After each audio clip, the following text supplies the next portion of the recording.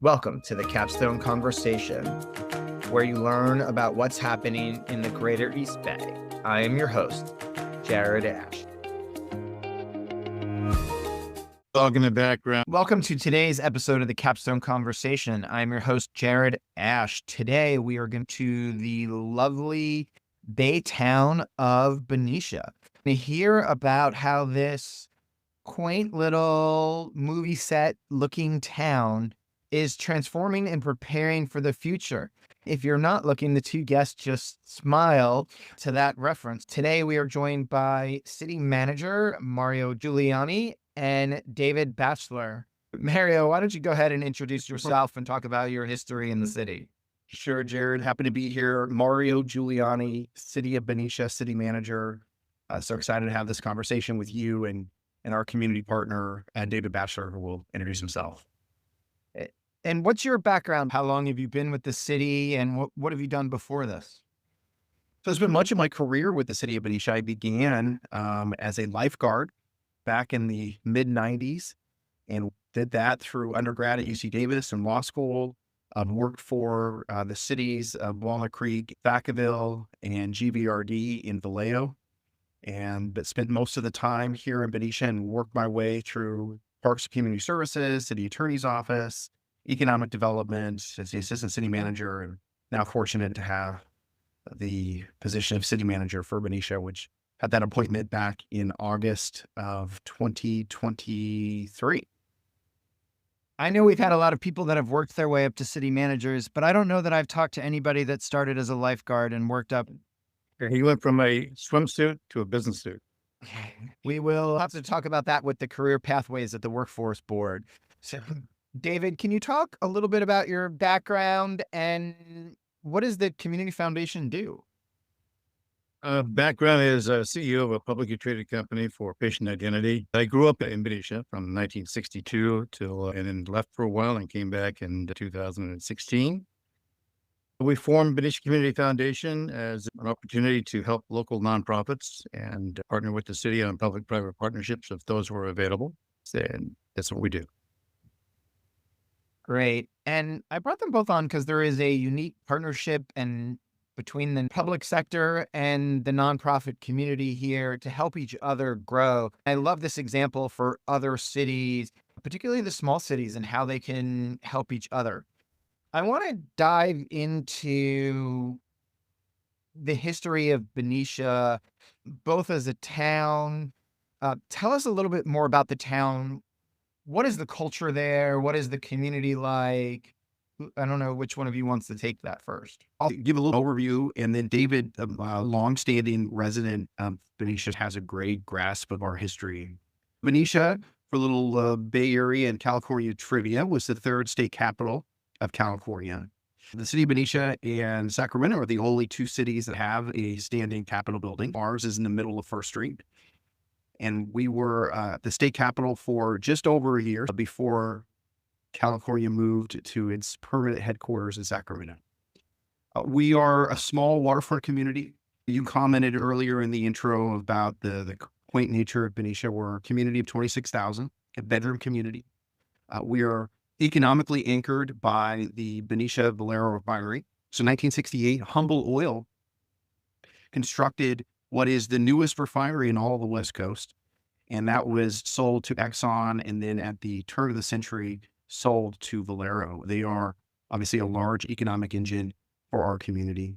We're a strong artist community and a community kind of rich in history with a prominent role in announcing the discovery of gold at our Von Pfister building that is on First Street in Benicia.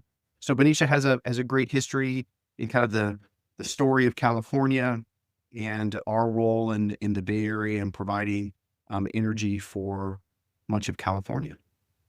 David? When I came here, there was about 6,900 people. And when we saw someone new, it's like, who knows who they are? Because everybody knows everyone. Even to today, people will wave to you and pass you on if you know them or don't know them. It's always been a marine town, meaning that we've had the yacht club here for a number of years. We have the water life around us. We've got water surrounding us. So everyone kind of has a view from from one view or another. Lots of art galleries, but the history here, like Mario was saying, is deep, right down to the mythical tunnels that exist on First Street and at the clock tower area. All right, I got to ask about mythical tunnels. Well, there's tunnels that were designed for back when the industrial park was an arsenal, and that ended around 1964. And there was tunnels between the commandants and the clock tower for protection purposes. And then there was some interesting shops below ground back in the Prohibition days. And there were some tunnels leading between various shops below ground.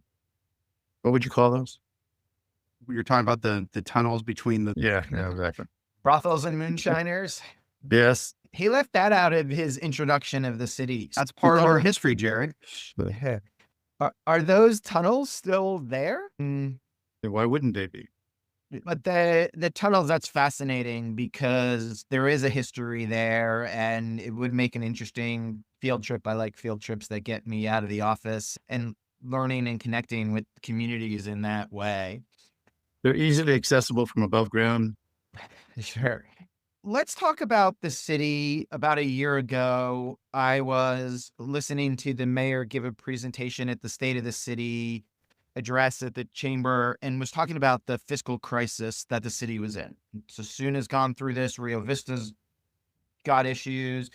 A lot of the small cities in Solano, but just throughout the Bay Area, have had financial limitations. Can you talk a little bit about that and where is the city going? Because the city has made good strides in the last year.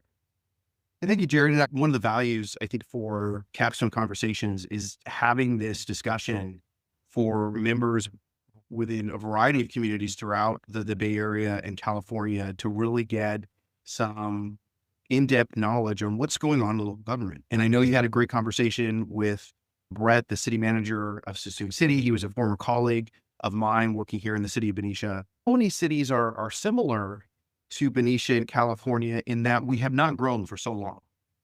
And in Benicia's case, for more than 25 years, we have been a community in place. Over the last 16 years, we've only built about 126 new residential units. We've only built 4 commercial buildings in that time span. And so when a community isn't building new inventory, whether it's housing or commercial, you start declining in population. You get older, and that is what has occurred in Benicia. For a long period of time, we were artificially propping up services based in a time when we were growing, back in the 90s. And then we stopped growing. In order to maintain that level of service, you start to pull back in your investments in your infrastructure. And Benicia is no different than a lot of other communities around us. And you stop investing in your roads, you stop investing in your parks. You push out further the time when you would replace vehicles or HVAC units on roofs. What happens is you reach a certain point when those things start to deteriorate, they start to break, and you reach an inflection point where you have to make a determination as a community of what you're going to do. In Benicia's case, in 2023, we knew that we were continuing to see revenue projections that were not keeping pace with expenditures. When I took over as city manager, we sounded the alarm to the community that this was real and it was just around the corner. If we did not do something dramatically, we were going to see a lot of change that I think this community wasn't really prepared to do. And so this leads us up to kind of this partnership with David and the Benicia Community Foundation, because one of the first things that I did to really announce the urgency that this community was facing is in preparing for the budget that was going to be adopted in June of 2023, share with the community the city was no longer going to pay for 2 of our most cherished and famous events, 4th of July fireworks and the lighting of the Christmas tree. Now, all told, this is about a $60,000, $65,000 investment collectively for those 2 events. Prior to making that announcement, I reached out to David and his team with the Benicia Community Foundation and asked, would you spearhead the effort to lead these 2 events, fundraise, so that we can continue to offer them without the city campaign and ensure that we would still have fireworks lighting up the night sky on 4th of July, and our tree would be lit up on the first Friday of December, but not from city taxes.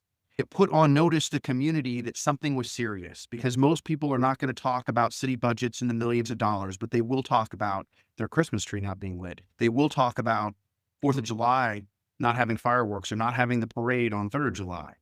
That got the community's attention. From there, we began an earnest conversation and education effort with the community to explain why it is we're in our situation and what we're going to do about it. I love that story from a city management perspective, because it wasn't about $65,000 in savings, wasn't going to all of a sudden make the city whole and fix all the potholes, but you were getting people's attention on the first strike, knowing that it was a lot worse around the corner. And it was starting to tell a story about where the city is and what that infrastructure is like. What's important to know is that prior to canceling those two events, which we never canceled, but we said we're not going to fund, we reached out and found community partners. And David and his board and his team, rose up to that challenge and said, we're going to partner with various business entities, and we're going to have point of sale contributions to pay for fireworks and pay for tree lighting.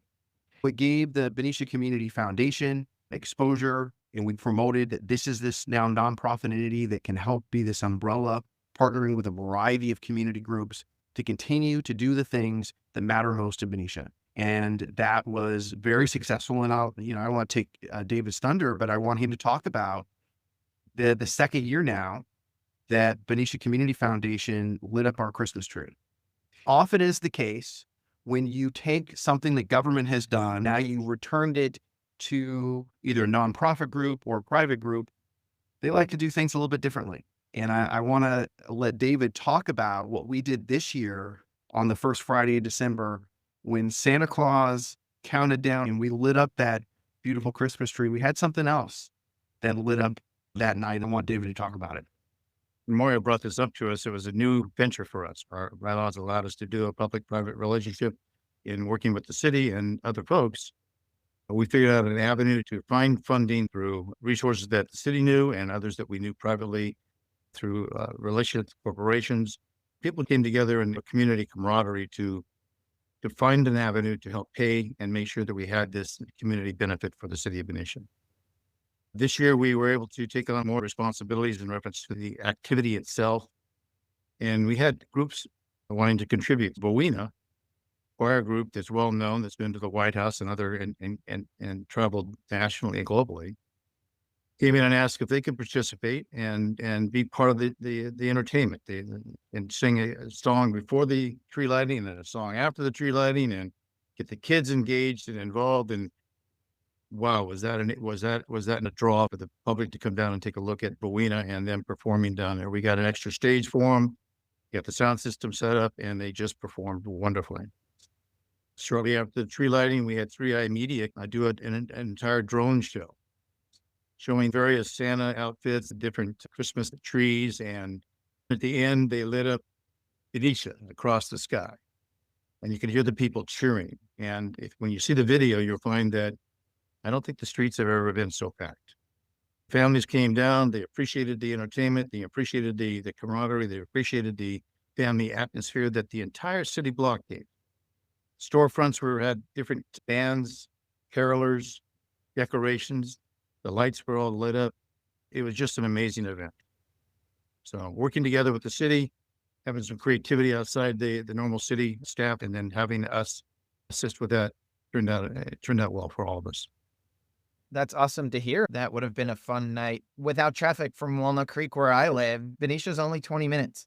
People don't realize, because we're always complaining about our traffic, but you can get to downtown San Francisco without traffic from Central Contra Costa in 35 to 40 minutes, the right time of day.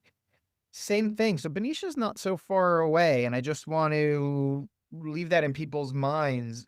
Wherever you are, you could still get there and participate in those events. I want to come back to the comment about the aging population of the city.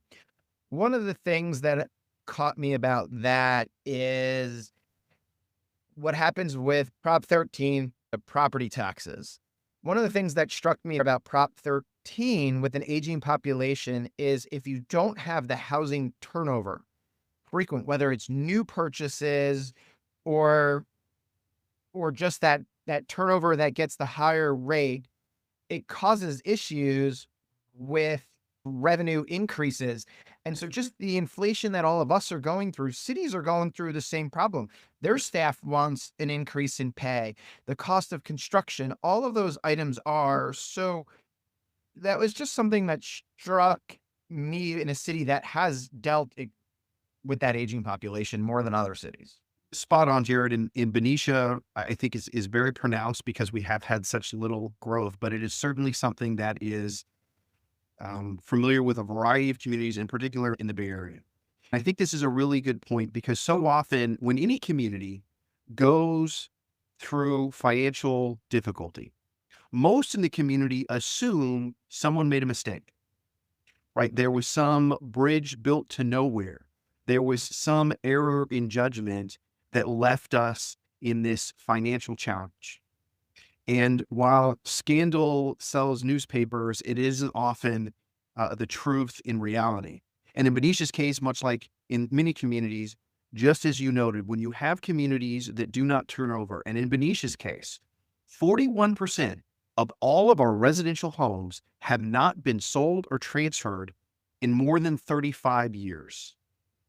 That's an important feature because when those homes were purchased in the 90s, 80s, and in some cases in the 70s that have never turned over, you have the property tax that was put in place at that time, and Prop 13 only allows a 2% escalator.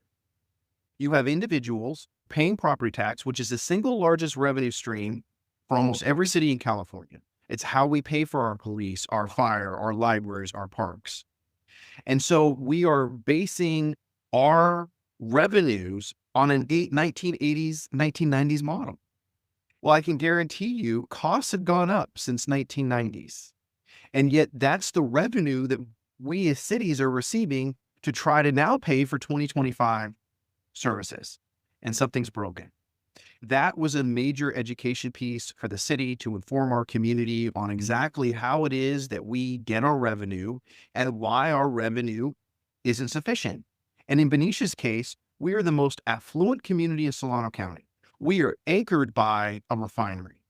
The first message I had to share with the community is how in the world could Benicia, based on those facts, be in need of money? When you peel back the facts, the fact that so many of our homes haven't turned over, that much of our, sales tax in Benicia only comes from a small source because we don't have a large retail economy. We don't sell cars here in Benicia. We don't have large, big box retailers that generate a lot of sales tax for our community. And when people understand that, then that's that aha moment of like, oh, now I understand why there's not sufficient revenue in order to pay for all these services. Do you know what percentage of revenue Valero's refinery generates for the city's budget? Well, there's a lot of factors in. I mean, Valero is the single largest property tax payer. It's about a little more than 20% of our property tax. Valero doesn't pay significant sales tax because for all of the product that Valero creates, they sell it to other entities. And so we don't get a sales tax from that. We will get sales tax, for example, if Valero does, major improvement projects and they're buying, widgets and valves and gaskets and pipes, then there's a sales tax component that we receive at that time. But it's an anchor to other companies that will create those widgets or valves or pipes. And much of our industrial park is derived from businesses that produce products that sell to petrochemical, Dow Chemical, PG&E, and that is kind of our economic engine. But of the 500 businesses that we have in our industrial park, there's only about 25 of them that produce anything of significance with regard to sales tax. Valero, in and of itself, produces a large direct portion of revenue to the city of Benicia. But then when you look out and you see the secondary and tertiary economic benefit that Valero provides, it's very significant. And out of that industry park and industrial park with the 500 roughly businesses, what is the vacancy rate there? It's actually fairly low, right? Or Correct, right? Much of the industrial park is occupied. What's important to know about our industrial park is the vast majority of inventory in our industrial park, which is the largest contiguous industrial park in all of Solano County, is made up of warehouse. And warehouse produces very little sales tax and very little jobs. And so there's not a lot of economic output when you have those types of economic activity. And I think that's important just to help create the picture of some of the issues that Benicia has faced, right? You have this centers, but they're not generating city revenue, or they are creating jobs. If you go over the bridge and look down into that industrial park, you see a ton of cars. Those are cars coming off the ship, but they're just parking there temporarily. They're not creating revenue. There's no revenue derived from that activity at the port. Right. I want to pivot over to David now. David, talk about some of the other big initiatives the Community Foundation has taken on that have helped really supplement some of the work the city's doing and the community's benefiting. This includes your leadership on Measure F, a sales tax initiative to benefit the roads. Yeah, I can tee it up. And I think what's really important too is when your listeners, Jared, are listening to these conversations, I think it's really important. Well, how is it applicable to me? I live in Concord. I live in Pleasant Hill. I live in Valero. How is it that what they're doing in Benicia, how can I emulate that in my community? And you need only people that care and love and want to invest some time and resources. If you have that, you can do what we did here in Benicia. And David highlighted just a moment ago the Citizens Initiative to invest in our roads. In 2022, the city of Benicia put on a sales tax initiative. It was a general purpose tax designed for local revenue to be invested in our roads. There are two ways a city can put on a tax measure. One is for a general purpose, which means those dollars could be spent for anything. You could spend it on fire trucks, you could spend it on roads. If you put such a tax on the ballot, it only needs a simple majority +1 to pass. Conversely, if you have a specific purpose tax, for example, something specifically for the benefit of roads, or let's say you could have a specific purpose for a fire district. Oddly enough, in California, you need a 2/3 vote in order to have that pass. It seems counterintuitive, but welcome to California. We knew in 2022 that we were not going to get 67% of the vote. We polled and it was about 60% of the vote. So we knew we would fall short, even though we wanted a tax for roads. We put forward a ballot. It was a general purpose, and it was called Measure R, or Benicia Roads and Infrastructure Measure. We were doing everything we could to walk that fine line to make it general purpose, but it was still for roads. That was in November of 2022. We lost by 294 votes. And in so doing, further delayed the opportunity we had to address our roads, which were the worst in Solano County. So then David and other members of the community said, okay, the city tried, it's now our turn as citizens. Because a unique provision in California says that if citizens put something on the ballot for a specific purpose, they only need passage of a simple majority +1. After the election in 2022, a group of citizens led by David and others and former council member Mark Hughes came together and formed a citizen task force to collect signatures for a petition to qualify for the ballot. A lot of work was put in, standing out in front of supermarkets and working to get those signatures. They successfully got those signatures, and that qualified them for a ballot, an election in November of 2024. And that was Measure F. It was our Save Our Streets initiative, and it overwhelmingly passed in Benicia.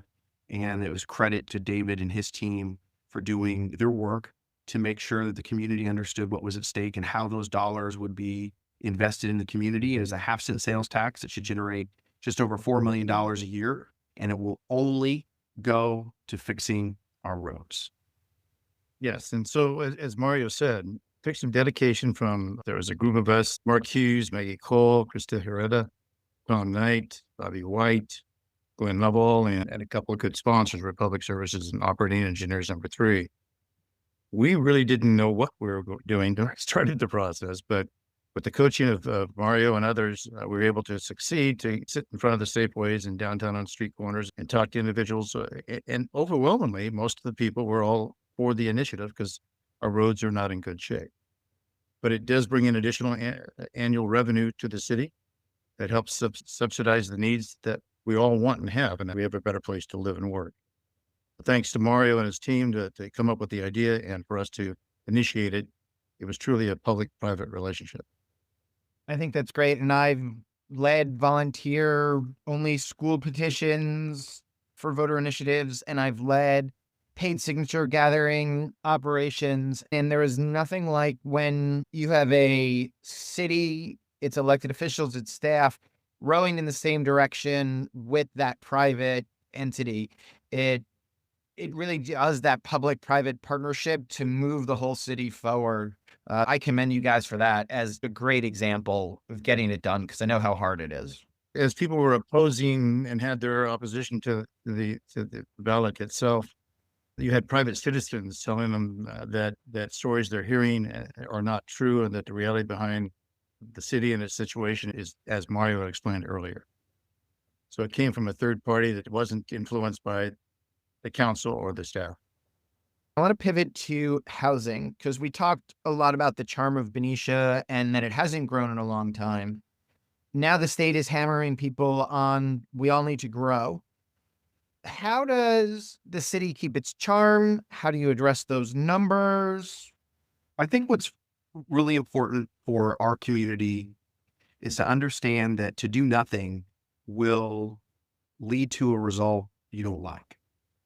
Oftentimes, folks will oppose any type of development or change for fear that will change the charm and feel of a community. But if you do nothing, you will get change, and that change will be decline and decay. You can go to other communities when you fail to invest in themselves and see buildings in disrepair, roads are in decline, parks are in decline because you haven't done anything to grow or stimulate your economy. Then we have to do things that are going to be mindful of the environment in which we live, but to do it in a fashion that promotes a spirit of development. In Benicia's case, we have done what we can to streamline certain types of business applications. We have adjusted our zoning. We looked at First Street and said, we know that we have to build up. We have limits in our geography on how to build out. So we know that we have to have infill development and we have to build up. We have to promote mixed use. Just last year, the city council said we're going to raise the height on downtown Benicia to 4 stories.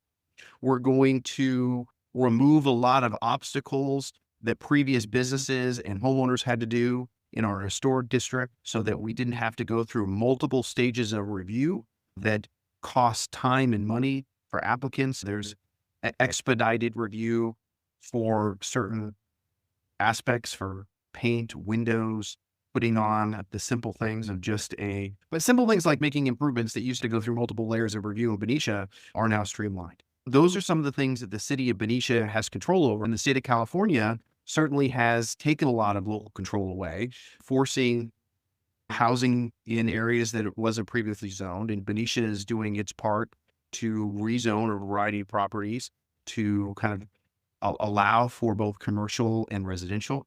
We are looking at our own city properties, for which there are a few, to promote affordable housing. We're really excited to promote a senior housing project just opposite City Hall at our current senior center site, adjacent to our library, to build a new senior center and to have senior housing above that. That's something that I think would be, if we were able to align all those stars, I think it will be an award-winning project for the state of California.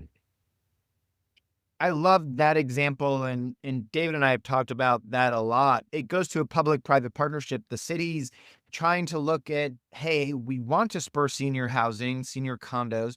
We need to redo our senior center. And they're going out there with the private sector, and they're looking to partner in a way that becomes a win-win for multiple parties in that situation. Absolutely.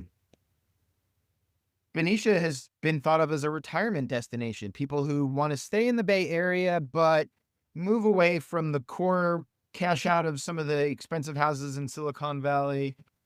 What can you share about that as a thought, or is that happening or not? Well, it's certainly a reality for many of our current residents. When you visit a variety of our activities, you're going to see an aging population. Much of our housing stock hasn't sold in more than 35 years. We have a lot of folks that moved into Benicia in the 70s, 80s, and 90s, and they didn't leave. And why would you?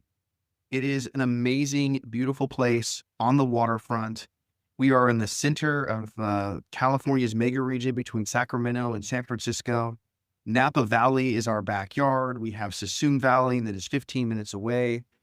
Benicia is very much the gem of the Bay Area. Why would you want to leave? And for those that are in the area and want to retire, it's certainly an inviting location. And that's an aspect of our community that we want to be open to. But we also need to be open to new families coming in that are younger in the workforce and economy. We need to have families come in that are going to populate our schools. And so that you have that economic church. We need to be both. We need to be this inviting place for people to retire, but also do it in a fashion where you're going to have younger families. We're promoting accessory dwelling units so that you can see generational swaps where you have mothers and fathers that have a 4 or 5 bedroom home. What do? You build an ADU and mom and dad go into those ADUs, and now you have the 4 or 5 bedroom home for the family with 2 kids. And you're seeing that happen in Benicia, and we're certainly trying to promote that. And that's happening throughout Solano County and Contra Costa County. Jared, you may have read in 2004, the LA Times named Benicia number 3 best place to retire in California. And Of its miles of trails and parks, year-round food festivals and live music. And it's the way of living here. I've done a bike ride from San Ramon to the tip of Benicia State Park, through the rollers of downtown Benicia and everything, over that Martinez Bridge and the Carquinez Straits. And it is just an amazing ride. Let's talk about the marina. You've got a city-owned marina. How do you invigorate that? How can you utilize that as an economic development tool? Yeah. If you find the answer to that, let me know. That is a challenge. And I don't know many marinas that are a moneymaker. There's a lot of costs associated with the marina. It's certainly a nice amenity, but it is a challenge economically to make them work. Benicia, not unlike others, has a long-term tenant there to manage the marina. And there's work that needs to be done, a major investment for improvements to continue the marina's operation. Right now, in Benicia's case, it's certainly a cost to our general fund, and it's part of that expense of having that charm. Or when you have a waterfront community and you have that picturesque aspect of a marina and boats coming in and out of the harbor and people taking their children with the strollers and walking and having their bikes, that's nice, but there's a cost to that. We certainly have not been able to figure out a way to convert that into a moneymaker. We're doing all we can to try to make sure that it's operated in a safe capacity. David, talk about philanthropic ventures overall in Solano County. There's a chart about how Solano County compares throughout the whole Bay Area to businesses, to residents, and giving to nonprofits. Just wondering if you could address, from your perspective, how have you seen the community really step up? You've talked about initiatives for rebuilding theaters and doing more. Just give me your perspective on philanthropy in the city. There was a study done by United Way back in 2022 that showed Benicia, Solano County, representing about 6% of the population in the greater Bay Area, received about 1/3 of 1% of the $26 billion given out in philanthropic contributions. Solano County received about $75 million of the $26 billion, which is a huge discrepancy when you look at the opportunity that Solano has and its current position. We've been in contact with Kaiser, which is helping to back our initiative. Solano Community Foundation is getting engaged in this process. We're also talking to East Bay Community Foundation and meeting with Sonoma Community Foundation. Our goal is to bring awareness to the discrepancy that Solano has. Now, at 0.75%, that's $75 million that Solano County's received. If we could just move it to 1%, that would change it from 75 million to about 260 million. That would change the culture of Solano County and its nonprofits and fuel many opportunities we discussed.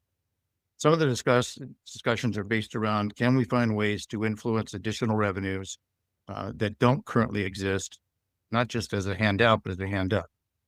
Could we take the theater and make that a profit center, no tourism and funds for the city? Could we work with the marina and opportunities in that? I believe. So are there other opportunities that could fuel additional ongoing revenues based on the philanthropic funds available just by allocating some of those to Solano County? That's our initiative right now that we're pushing forward with. We've been gathering relationships in Alameda, Marin, or Napa and starting to form a campaign. But we don't want to release that until we understand it. We've done our white papers. We've talked to United. We've done the elements that are needed, and we're just about ready to come out here in the first quarter 2025. We had to access funds for grant writers. We had to find those and the researchers. So we're getting aligned in that world, but it's a disparity that I think needs to be addressed. And I hope this podcast will do just that. Thank you for sharing that. Maybe as you get to that next step, it'd be good to come back on and bring in some of those partners and talk about that. I love hearing that there's an initiative in Contra Costa County with 5 food security organizations coming together to study where are the gaps and where's the crossover. And the goal is that they can use that to then raise both public and private funds, close this one center that's a quadruplicate between all the organization. And we want to open up in these 2 or 3 geographic areas or serve a different population. It's really that coming together. And I point that out because you talked about a lot of entities coming together to work on this together. It's not just one person or one organization doing it. That's true. And what it talks about is reaching out beyond the borders of Benicia, but even within Benicia, just to give it clarity here, so many organizations, whether it's a historical site that protects our heritage, or whether it's the Arts Benicia providing creative education, or the Benicia Actually Council helping the underserved. These are all nonprofits supporting Benicia. There are as many of these in other cities all alike that are doing the same thing. Or even another group called Paul Adler brought together from Valero, the Work Together We're Better. It's the Kiwanis Alliance, Optimus, Rotary, and Benicia Community Foundation coming together to use our collective insights on how we can better the community. Our goal in all these things we're doing, including working with Northgate and St. Paul's, is how do we establish information from each one of them? How do we gather the knowledge that's needed to build a roadmap to success? Doing that with the food bank itself, serving the underserved between the various church groups and local support organizations. That's part of what we're networking now, gathering information from each of them, getting a sense on the lack of funding that's needed, and then making introductions to ensure that some have more and some have less, that we network that collectively. In doing this, we're looking to take the same roadmap that we put together for Spirit funding Solano County, and as a Benicia Community Foundation, can we duplicate that? Because as a foundation locally here in town, we understand the pain points. Can we do the same thing for a Valero Community Foundation, for a Suisun Community Foundation? Can we build a roadmap for other communities within Solano County that give them the insights and wisdom and resources that we've established to ensure that they can network those funds and disperse them accordingly? You got a plan, right? And you got multiple people and groups coming together for it. Anything else that you want to touch on before we head out today? I want to offer an optimistic message for the citizens of Benicia. Over the last year and a half, when we were providing the State of the City address, we were putting forward a fork in the road. That was the theme of my State of the City message. And it really highlighted, where we were going to go as a community. We could choose to invest in ourselves, and the theme of believe in Benicia. We needed to believe in ourselves, invest in ourselves to secure the community we wanted to protect. We could go down a path where you would see a decline and a pulling back of this community and the services that we provide and the amenities that we've had. We will have had our best day, and we will be in a community of decline. And so Benicia had the quite unusual step of putting 5 ballot measures on in a calendar year. And this community invested in itself by supporting 3 separate tax initiatives. We got special legislation done in the state of California that could allow the roads measure that we talked about earlier. We really set the standard in the primary in March of all the tax measures put on the ballot in California. The citizens of Benicia set the high standard with a passage rate of over 72%. Nowhere else in the state of California got anywhere near that, because this community believed in itself. In a year's time, we reversed a trend that we were going to have fewer police, fewer firefighters, closing down our pool, closing down our library, and we reversed that trend. But there's still work ahead. We still need to expand our economy. We still have to do things to reduce our own services in government, and have to do things differently so that our expenditures no longer outpace our revenues. We have made a major step and turned a corner. We are going to do the work in the 2020s to set ourselves up to springboard into the 2030s. And the city of Benicia will be the place in Solano County and the Bay Area. You're going to see new commercial development, new housing development, and a robust economy. This will be the place to live, work, and play, more so than we are today in the decade of the 2030s. I'd just like to add that we're blessed to have Mario as one of our city manager, and the leadership we have in Benicia, the citizens believe in the leadership, and this is why they're given their all good and faith to this leadership to develop the things they ask and request that they need. All from a lifeguard. All from the lifeguard. But I lifeguarded and taught swimming back in high school, and I got started in politics at 15, riding my bike to a congressional campaign office in my bathing suit and tank top. I appreciate you being here from the city of Benicia. Thank you, gentlemen. Thank you, Jared. Have a great day. Thank you, Mario. Wait, don't leave yet. Hit subscribe. Make sure you get the weekly updates. We have a new episode every Wednesday for stuff happening in the East Bay. In the meantime, follow me on LinkedIn, Jared Asch, or check out our firm where we have a weekly newsletter and blog at Capstone Government Affairs on LinkedIn. Thanks for joining us today on the Capstone Conversation.